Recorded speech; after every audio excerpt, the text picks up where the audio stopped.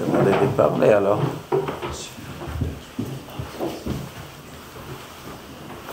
Parashat Ki Tisa, tout le monde connaît l'histoire du Egel. Cette histoire du Egel est entourée par un phénomène qui est coupé en deux. Quel phénomène? Qu'Hachem il a donné à Moshe et les Luchot. Cette histoire qu'Hachem il a donné à Moshe les Luchot, c'est marqué deux fois. Je ne parle pas des deux Luchot, je parle des premiers Luchot. Les premiers Luchot, la Torah nous parle quand Hachem il a donné, et la Torah il a coupé en deux. Une fois avant le Chet, une fois après le Chet. Ça commence comme ça, l'introduction de Ki Tisa, Shabbat. Après, Vayiten el Moshe kechaloto ledaber ito bahar Sinai. Quand Hachem il a terminé parler avec Moshe, les 40 jours, à la fin de Parashat Mishpatim, il est marqué, Hachem il a dit, allez, elai ha'ar ve'esham, ve'etna lacha et luchot ha'even va'torah va'mitzvah shekatavti le'orotam. Donc Moshe il est monté pour 40 jours, pour recevoir Torah, mitzvah, asher katavti le'orotam. Donc il a étudié 40 jours. Vayiten el Moshe kechaloto ledaber ito. Quand il a terminé de parler, il lui a donné, à Sinai, shnei luchot ha'idut, deux tables de loi. Luchot even, des tables en pierre, ketuvim be'etzba Elokim, écrits avec le doigt de Dieu. Clair, il lui a donné Moshe. Maintenant le texte dit, Vayar ha'am ki voshesh Moshe. Le peuple a vu que Moshe ne revient pas. Ils sont venus chez Aaron, ils ont dit, Komasé lanu Elohim, fais-nous quelque chose. Aaron, il a ramassé l'or, il a jeté dans le four, sorti les Egel, et Aaron, il a dit, bon, demain, on va faire la fête demain. Elle espérait qu'entre-temps, Moshe vient. Vous voulez gagner du temps. Donc, cette histoire que Hachem, il a donné les Luchot, c'est le 16. Et le 16 après-midi, ils ont fait le Egel. Et après, le 17 le matin, ils sont levés, ils ont fait des korbanot. Après, Akadosh Baruch Hu dit à Moshe, tu sais, les Juifs ont fauté, ils ont fait le veau d'or. Je vais les exterminer. Moshe lui dit, non, ne fais pas ça. Je ne veux pas. Il a négocié, Hachem il dit, d'accord, je ne les extermine pas. Maintenant, Vayinachem, Hachem al-Arasher diber lasot l'amo. Donc Hachem il a dit, je retire ce que je dis, je ne vais pas les exterminer. Terminé. Après le texte il dit, Vayifen, Vayer et Moshe min ha'ar. Vayifen, Moshe il se tournait. Vayer et Moshe min ha'ar, il est descendu de la montagne. Ushnei luchot ha'idut beyado, les deux tables de témoignage dans sa main. Ktuvim mishnei Evrehem, écrit des deux côtés. Misé ou misé hem ktuvim, shnei Evrehem, et misé hem ktuvim. Vahaluchot, maase Elokim heima. Et le luchot, c'est une œuvre divine. C'est-à-dire la matière, cette pierre, c'est une œuvre divine. Tout est une œuvre divine, mais ça c'est une œuvre spéciale. C'est une œuvre divine. Et l'écriture est une écriture divine. Charot à la luchot gravée sur le luchot. Et Moshe il a pris les luchot, il est descendu et il les a cassés. Alors ici la question qui se pose. Pourquoi la Torah doit nous décrire les luchot en deux temps? Avant les Juifs ils ont fauté, il a donné shtei luchot even beyado, ktuvim be'etzba Elokim, écrit avec le doigt de Dieu. Il n'est pas marqué que c'était gravé, mishnei Evrehem ou misé hem ktuvim. Il avait dessus le texte, avec le doigt de Dieu. Après il y a l'histoire de Egel, il y a 24 heures qui passent avec toute l'histoire de Egel, et à la fin on nous dit, Moshe prend les luchot. Ils étaient quoi les luchot? Ils étaient Maaseh Elokim, Mirtav Elokim, Charot ala luchot, visibles de deux côtés. Mais cette description, la Torah, elle aurait pu marquer, quand elle a dit, Hachem, il a donné à Moshe du luchot, écrit avec le doigt de Dieu, et c'était visible des côtés, et ça a été Charot. La Torah, elle aurait pu terminer de nous faire la description. Et la Torah n'a pas terminé la description. Elle a dit une partie écrite avec le doigt de Dieu. Et après, plus tard, une journée après, quand il descend, on nous raconte que c'était gravé. Pourquoi? La Torah raconte l'œuvre des Luchot en 2 temps.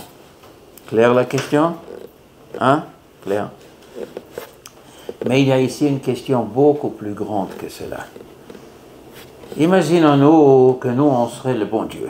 Hein? Tu veux jouer bon Dieu? On va se mettre Keveachol dans la tête d'Hachem. Les 39 jours sont terminés. Il reste encore une journée. Il a invité pour 40 jours. Le programme dure 40 jours. Alors maintenant, il arrive le dernier jour, mais c'est le dernier jour. Les Juifs, ils font les Hegel.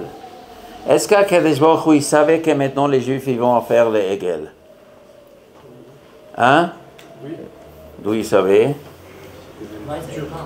Parce que c'est Dieu. Il est lu dans le Chumash. Il lui connaît le Chumash. Alors, il savait. Donc, si maintenant, il dit à Moshe, écoute, je t'ai invité pour 40 jours.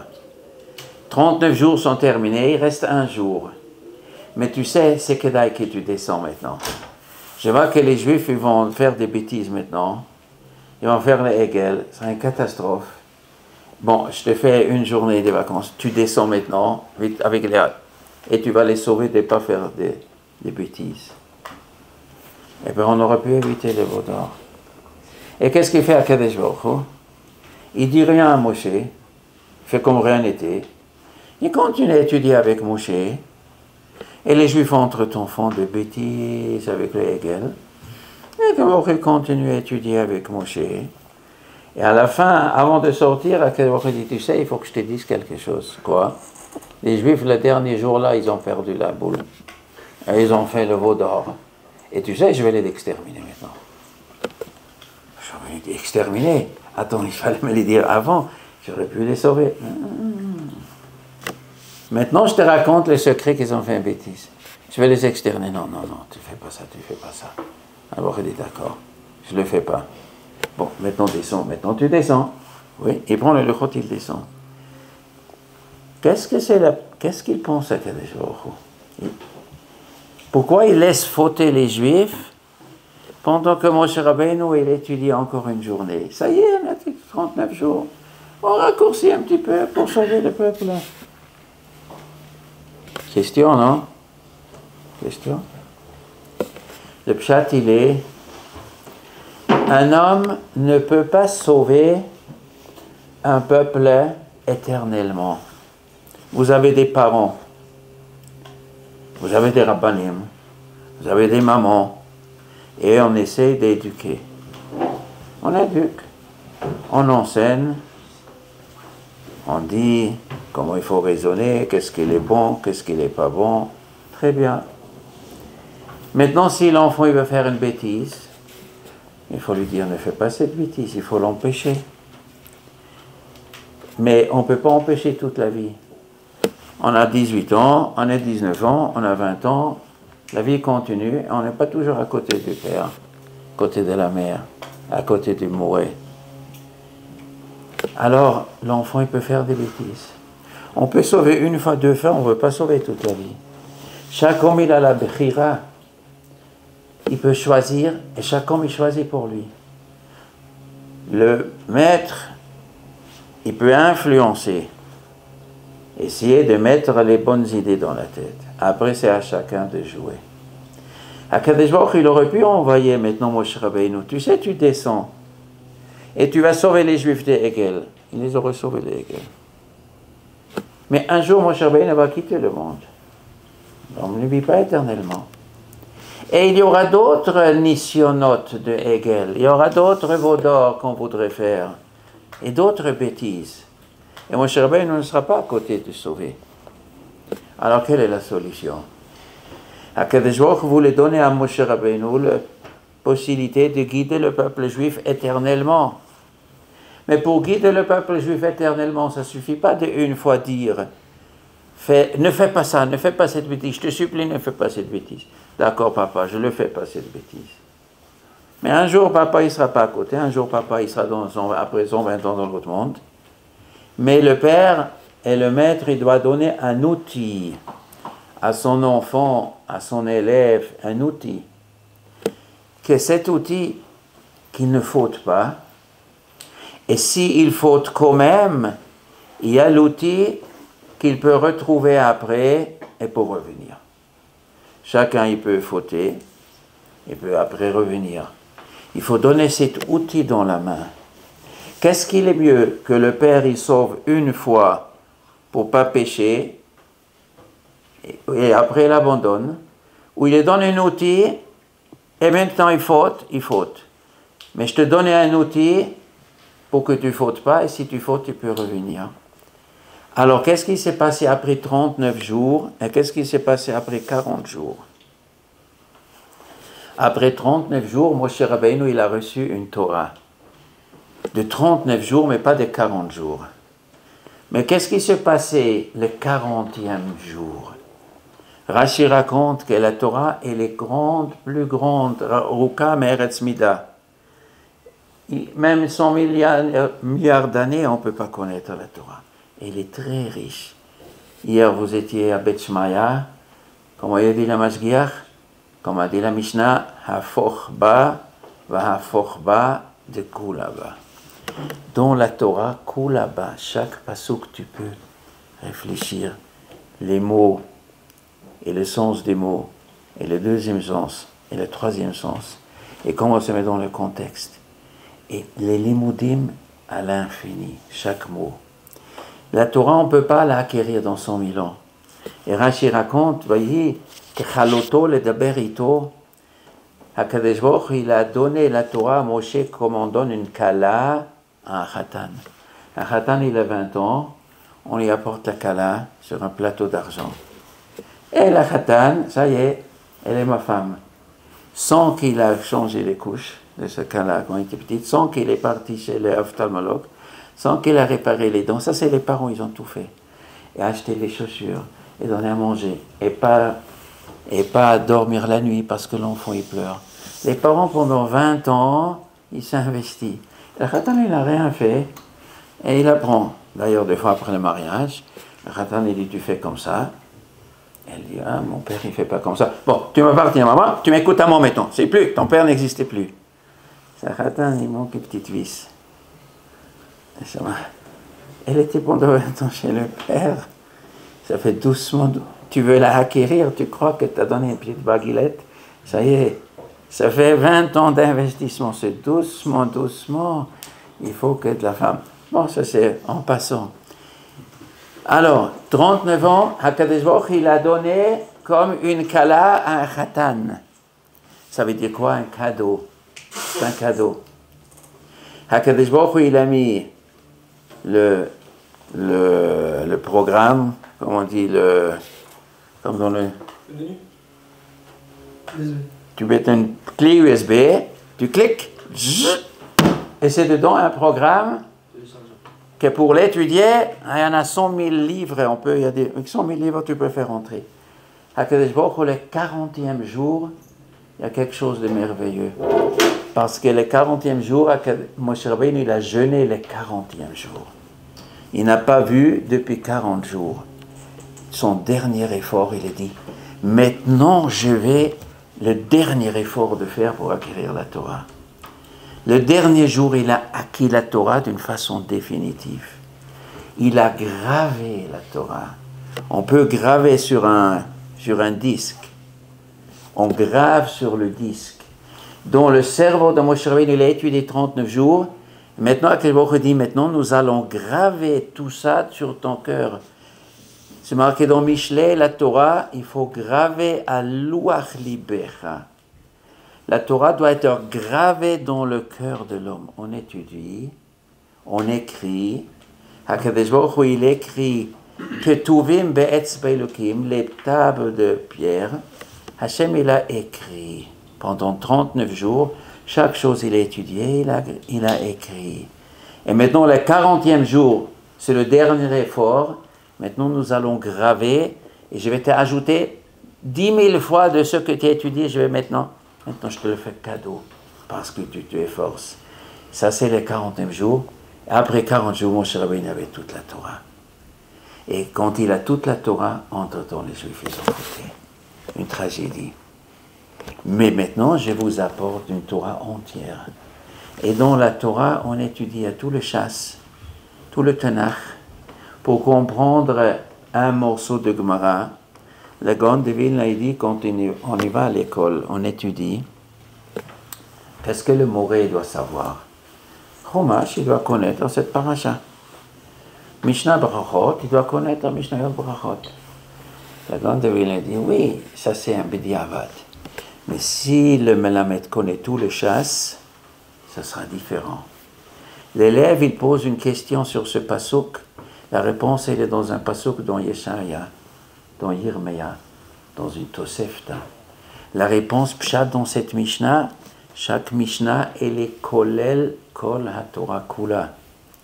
Un Melamed qui connaît le chasse, il peut répondre sur plein de choses. Dans la Torah et dans la vie. Dans la vie, il y a des événements. Et les gens, ils posent une question.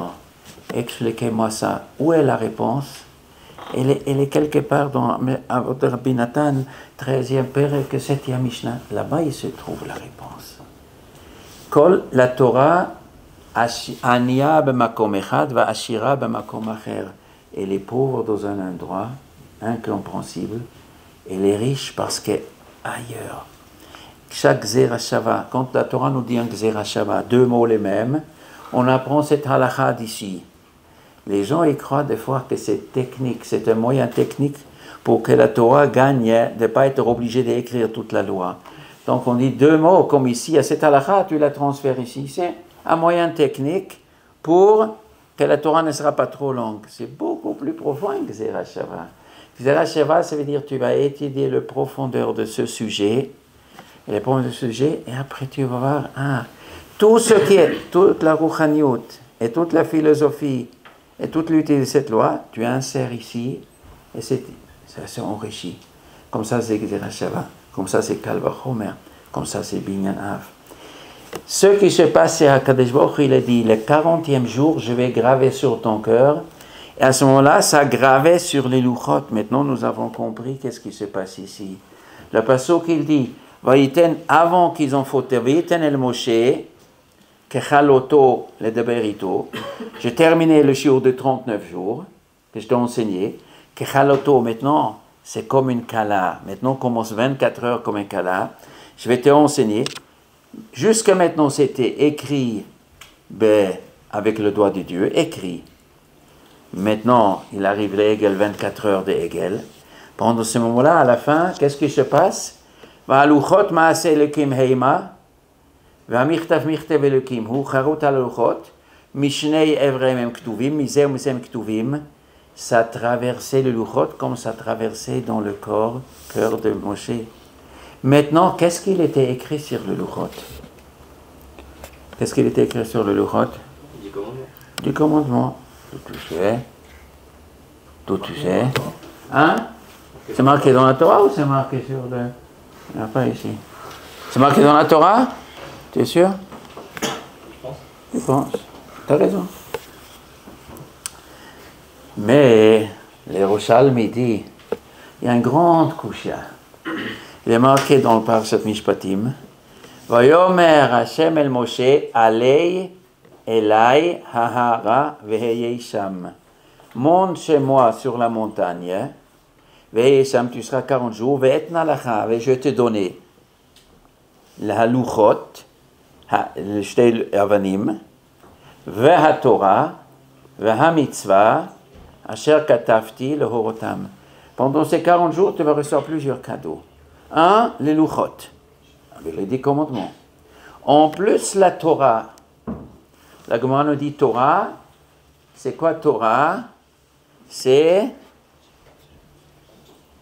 quoi la Torah? C'est tout le Tanakh, je vais te donner. Vaha mitzvah et toute la Torah Shebal Peh. Asher katavti, que j'ai écrit, le Horotam, c'est la Gemara, et tout ce que chaque élève, il va être mechadesh avec sa tête et quand il marche droit. Chaque Talmid Vati qui fait un chidouche, tout ça, je vais te donner pendant les 40 jours. Ça veut dire, il a donné ça oralement ou il a écrit le reste, la Torah orale? La Torah orale était écrite ou c'était enseigné oralement? Oral. Alors il ne comprend pas très bien. Pendant les 40 jours, Moshe Rabbeinu il a appris le Mishnayot, tous les halachot de la Torah, toute la Torah orale. Et comme on fait un Gzera Sheva, tout ça il a appris. Mais la pasuk il dit, HaTorah va mitzvah asher katavti, que j'ai écrit. Or il n'a pas écrit. Il a donné ça oralement. Pourquoi la Torah nous dit katavti? Et dit Rosham dans Shkalim Perek Vav, toute la Torah orale était écrite sur le Luchot. Mais la Torah nous dit seulement la Seret HaDibrot. Ça c'est avec des grandes lettres. Mais en petits caractères était écrit toute la Torah. Le Roshalmi dit, dans Pasuk dans Shir HaShirim, Lech Yavkaruka Tabosem, Yadav Gili le Zahav, Moulaim Bat Tarshish. Tarshish c'est une mer. Les Moualefet Sapirim, les Luchot ils étaient Sapirim. Dedans il y avait gravé quelque chose.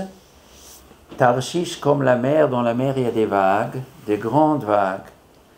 Après il y a une grande vague, encore une grande vague. Et au milieu il y a des petites vaguines et des petites vagottes qui passent aussi. Il y a des petites vagues. La Seret HaDibrot c'était écrit en grand caractère. Et toute la Torah de Chumash de Moshe et des Divrei Nevi'im et Ktuvim et Torah Shebechta par Shabal Peh et tous les Chidushim, les vrais Chidushim, tout était gravé dans les Luchot en petites lettres. Et comme des vagues, ils sont visibles, après ils sont plus visibles. Ils sont visibles, après ils sont plus visibles. Ils sont devenus visibles une fois que le prophète il a reçu ça. La Torah orale qu'on est Mechadesh, dans chaque génération tu fais un Chidush, toi, eh bien, à l'époque c'était pas marqué. Est-ce qu'on a le droit d'allumer l'électricité Shabbat? Hein? Non. Alors, est-ce qu'Akadosh Baruch Hu dit, Moshe, tu n'as pas le droit d'allumer de l'électricité? Alors Moshe dit, Akadosh Baruch Hu, c'est quoi l'électricité? Il dit, bon, écoute, dans 3000 ans, ils vont te fabriquer, c'est des neurones, des machins, des, je ne sais pas qu'est-ce que c'est, de magnétisme. C'est quoi le magnétisme? Moshe, je te dis, électricité. Ah, électricité. Est-ce que Moshe Rabbeinu savait qu'est-ce que c'est une voiture? Une voiture électrique. Ou une voiture à essence, un diesel. Il savait pas. Il savait pas. Mais dans sa Torah, il y a une technique de savoir comparer. La grande dit dans Baba Batra, Kola Torah Kula, le Damot Milta, le Milta. La grande dit Rabbi Yochanan et Resh Lakish ont étudié Perek Klal Gadol pendant 3 ans et demi. Perek Klal Gadol, c'est les 39 Melachot. Et ils ont trouvé chaque Av Melacha à 39 Toldot. Rabbi Yochanan Resh Lakish, donc avec tous les Beth Midrash, quels sont les 39 Melachot? Les Avot, on connaît. Les Toldot, quels sont les Toldot? 3 ans et demi, ils ont cassé la tête, ils ont trouvé 39 Toldot sur chaque Av. Comment ils ont trouvé? Où ils ont trouvé? Parce qu'à Moshe Rabbeinu, il a enseigné, il faut comparer les choses. Choresh, c'est labourer. Labourer, c'est quoi? C'est aider que ça pousse après. Alors donc si je suis mashké, si je verse de l'eau, ça aide aussi. Ça aussi, ça c'est un tolde de ça, Ils étaient machadesh. Et la Torah n'est pas terminée. S'il arrive l'électricité qui n'existait pas, tu te casses la tête. À quoi ça ressemble? Est-ce que c'est Havara? Est-ce que c'est Boni? Est-ce que c'est Makebe Patish? On va dans la Gemara des Amoraïm, il dit ça c'est Tochen. Ça, sans que le Rav lui a dit. Amarav, Amashmuel, ça c'est Asur Mishum, c'est un tolda de ça. Il ne dit pas que son maître lui a dit. Il était Machadesh lui-même. Avec quel droit? Parce que la Torah, il est Nitan le Chadesh. Chaque juif, il a une part dans la Torah que lui va être un Machadesh. Que ce sera dans la halacha, que ce sera dans le comportement, que ce sera une nouvelle situation qui n'existe pas. Aujourd'hui, il existe des choses qui n'existaient pas avant. Et une fois qu'on est Mechadesh, si jamais, je ne sais pas, je ne connais pas la halakha, je ne suis pas le Rav, mais si électricité c'est Havara, malgré que ce n'est pas une flamme, mais c'est Havara, imaginons-nous, Du moment que un rave qui a trouvé la vérité, clic, ça s'allumait comme un ordinateur s'allume sur les louchot de Moshe Rabbeinu. Oui, Havara aussi c'est bifnim. On fait le Mechadesh. Moshe Rabbeinu ne savait pas que Korach va se révéler. Une fois que ça se passait comme ça, et Moshe Rabbeinu l'a écrit dans la Torah, car Korach ben Issar ben Kahat, après le louchot, ah oui c'est marqué. Ah je ne l'ai même pas vu. La vie de chaque homme est marquée. La Gaon de Vilna l'a dit. Tout ce qui est dans le monde est marqué dans la Torah. Comment tu t'appelles? Yoni. Yoni. Yoni de Garge. Yoni de Garge, tu es un frère jumeau, non? Yoni de Garge, qui est un frère jumeau, qui est un Talmid Chacham aussi, qui habite à Sarcelles. Alors, il a écrit dans la Torah. Vous, ou, je ne sais pas, il faut chercher. Tu vas chercher, je n'ai pas le temps de chercher pour chacun. Tu vas chercher pour toi-même où il est Yoni, et toute ta vie. Et qui est ta femme et tes enfants. Et toute la vie, et tout est écrit. Après coup, pas avant. Parce que sinon, ça ne marche pas comme ça. Si l'homme, il sait. La Gemara nous dit, un homme ne sait pas marcher Belef Chavero, il ne connaît pas le Atid, il ne sait pas le jour qu'il va mourir. Personne ne sait. Parce que ça, c'est le kiff de la vie de ne pas savoir le demain. Suspense.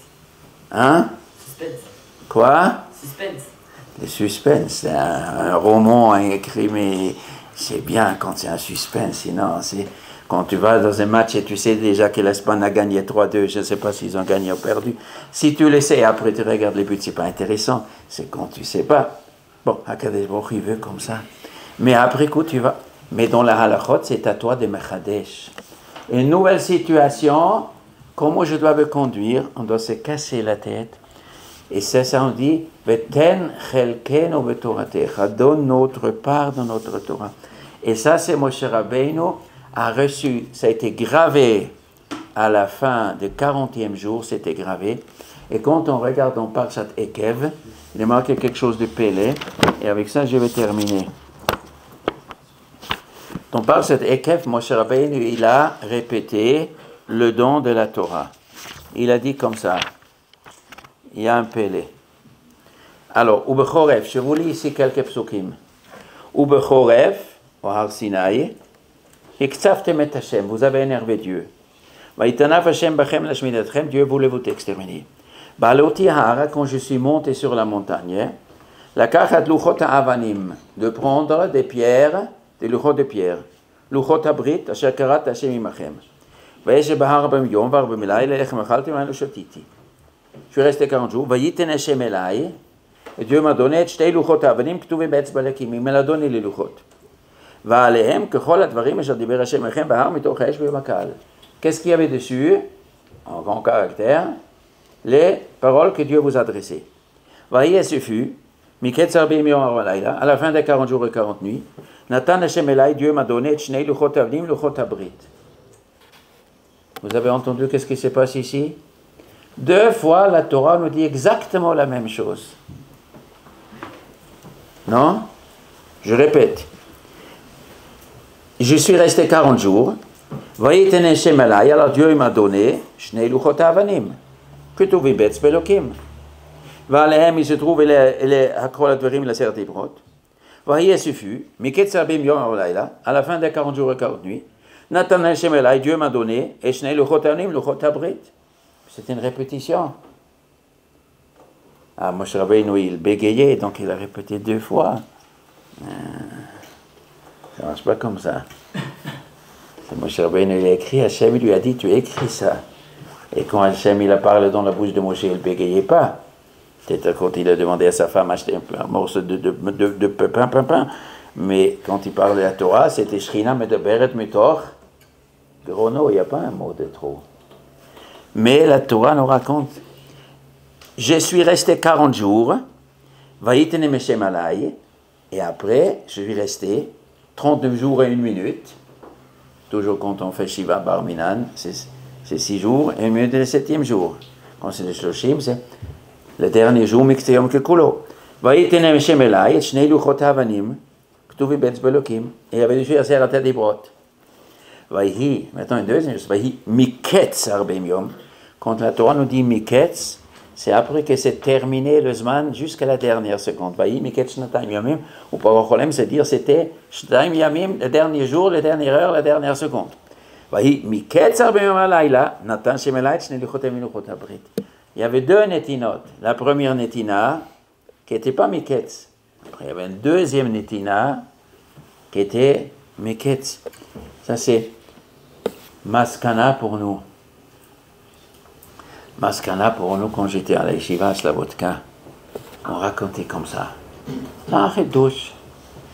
Il y avait beaucoup de juifs qui étaient venus en Eretz Israël dans les années 48, 49, 40, 50, 51. Et on les a... Il y avait des juifs. Ils étaient dans des conditions défavorables vis-à-vis du judaïsme, disons comme ça. On a pris des jeunes gens, et des pas jeunes. On leur a dit, vous êtes en Eretz Israël, vous n'êtes pas forcément obligés de faire comme vos parents ils ont fait depuis 2000 ans. Bon, il y avait quelque chose. Après, il y avait des Bachorim à Slavotka. J'étais à Slavotka pas à cette époque, c'était beaucoup plus tard, mais on m'a raconté.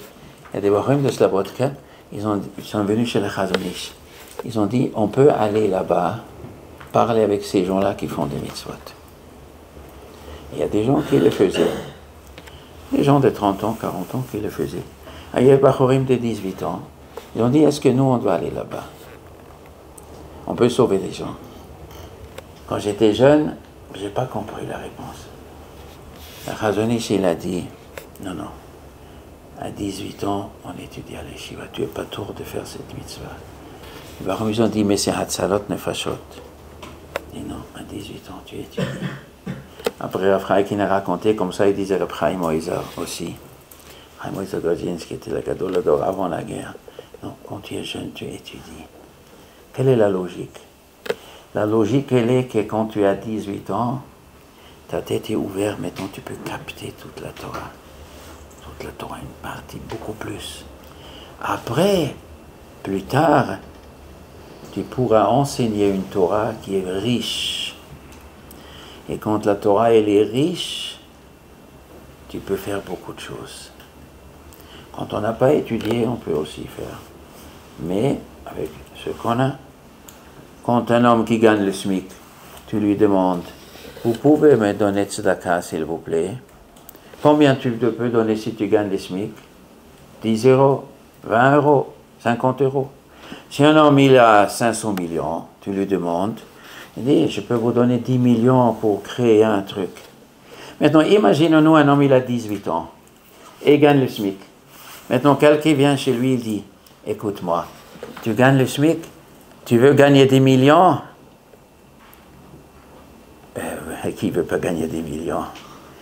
Non, mais je ne te donne pas la million tout de suite, je te le donne dans 5 années plus tard. Mais tu auras 100 millions. Il dit, mais attends, il y a un pauvre ici en face. Les pauvres, ils ont besoin d'argent. Et moi, je gagne 1300 euros. Et je peux donner 130 euros chaque mois pour les pauvres. Alors, qu'est-ce qui est le meilleur investissement? Continuer à gagner 1300 euros et donner 130 euros par mois. Mais moi, viens chez moi, je te rends millionnaire. Après, tu pourrais donner tzedaka des 100 millions, comme Elon Musk, il donne tzedaka moins que nous, mais bon, il aurait pu donner s'ils ont quoi, s'il aurait voulu. Alors, ça c'est ce qu'Akadosh Baruch Hu dit à Moshe Rabbeinu. Tu restes maintenant sur la montagne, étudie avec moi. Maintenant, je vais te graver pour que tu n'oublies pas la Torah. Pour que la Torah, le dernier truc, et toute la Torah, c'est un morceau. Après, ça va aider. Non, ça c'est une petite allusion. Si vous êtes au carrefour de votre vie, quand on est bar mitzvah, on est aussi au carrefour. La katan, on devient un gadol. Maintenant, il faut... Mais normalement, ça continue, on ne choisit pas. Le père me laisse dans la même école, en principe, on est dans le même cadre. Arrive à un moment où il faut choisir. Il faut choisir, qu'est-ce que je fais maintenant? L'école est finie, maintenant il faut faire un saut. Qu'est-ce que je fais maintenant? Vous êtes au carrefour, il y a différents choix qui s'ouvrent. Et chacun, il doit choisir son choix. Chacun, il peut choisir le choix. peut faire un choix qu'on a investi quelque chose. Qu'on a investi quelque chose qu'on va récupérer après. Même pour les études, il y a un choix. Faire un métier, vite fait, et on gagne, disons, le SMIC. Des études un peu plus longues, on gagne beaucoup plus. Comme ça, tous les Français réfléchissent, chacun d'après ses capacités, de faire des études, quelles études, et qu'est-ce qu'il va devenir. Il peut faire la finance à Manhattan, etc. Et chacun, il a choisi. Nous, comme Juifs, pour nous, l'argent, il est conditionné à d'autres choses, pas seulement l'effort qu'on fait pour l'argent. C'est la bracha d'Hachem. Akadosh Baruch Hu, il te donne une bracha quand tu fais sa volonté. Aussi, la bracha dépend d'Hachem.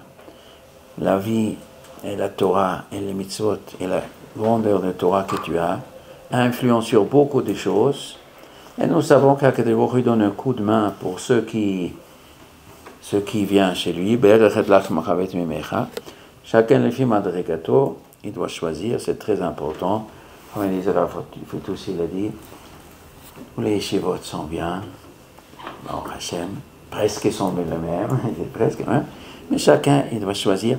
C'est pas seulement pour le choix de la yeshiva, c'est le cadre de la vie. Un jour, dans quelques années, vous allez voir, le temps va très vite, vous allez vous trouver devant le choix de se marier. Avec qui je me marie?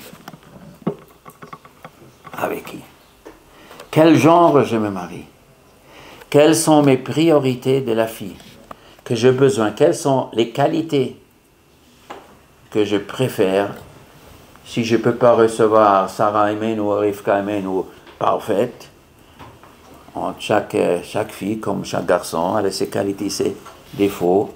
Qu'est-ce que je cherche? Quelle est la meilleure des choses pour moi? Dans quel cadre? Quel personnage? Vous êtes obligé de faire un choix. Un jour, vous êtes obligé de faire. Et il faut avoir du cerveau bien construit pour ne pas se tromper. Il ne faut pas se tromper, c'est dommage.